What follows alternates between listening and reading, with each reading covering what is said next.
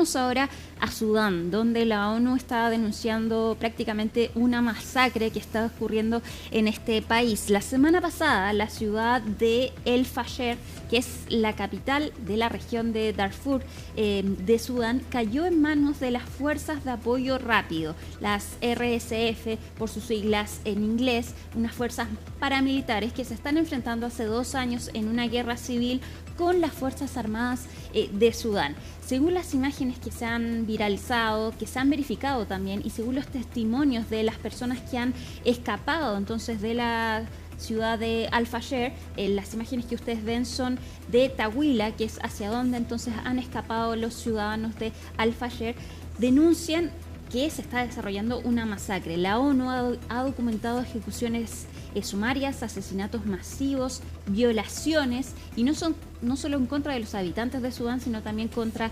trabajadores humanitarios, además de saqueos, secuestros y desplazamientos forzados. Las personas que han logrado huir hacia Tawila están describiendo una escena de terror que está ocurriendo entonces en Al Fasher. Y lo más alarmante, la denuncia más alarmante hasta ahora, es que se ingresó a uno de los hospitales en la zona de Al Fasher y se ejecutó a los pacientes que estaban dentro de este hospital. Desde el 2023 entonces hay una guerra civil en Sudán, y con esto entonces, con la caída de Al Fasher para las fuerzas paramilitares, ya queda dividido en dos Sudán.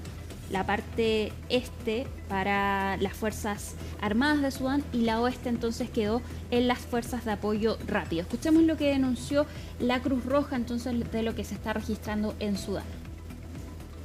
Tens of thousands have left Al Fasher, have fled. Decenas de miles han abandonado Al Fasher, han huido, pero suponemos que muchas decenas de miles más permanecen allí sin acceso a alimentos, agua ni asistencia médica que necesitan con urgencia.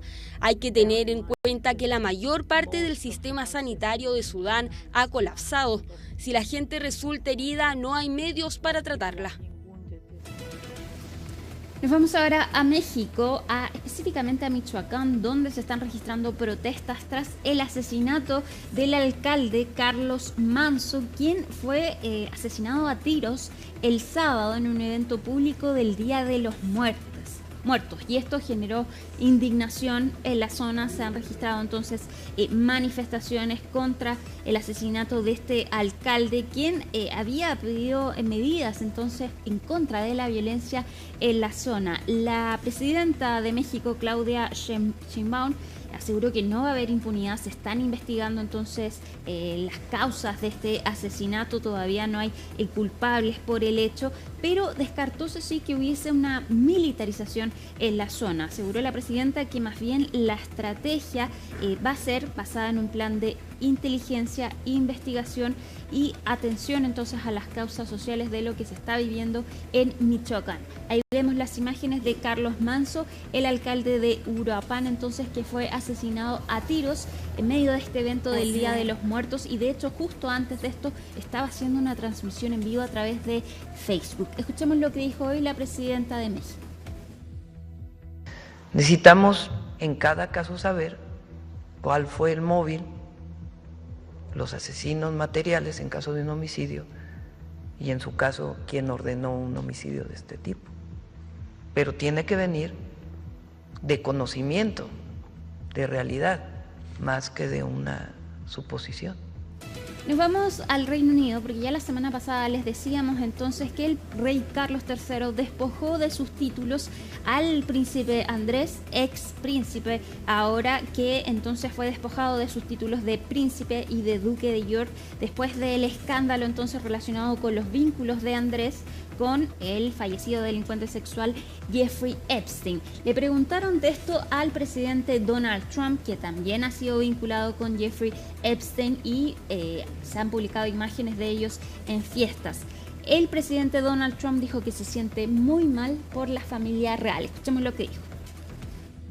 Prince Andrew in the UK has had his royal titles stripped away because of the Epstein scandal.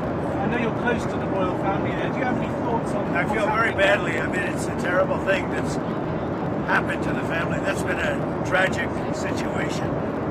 And it's bad. I mean, I feel badly for the family.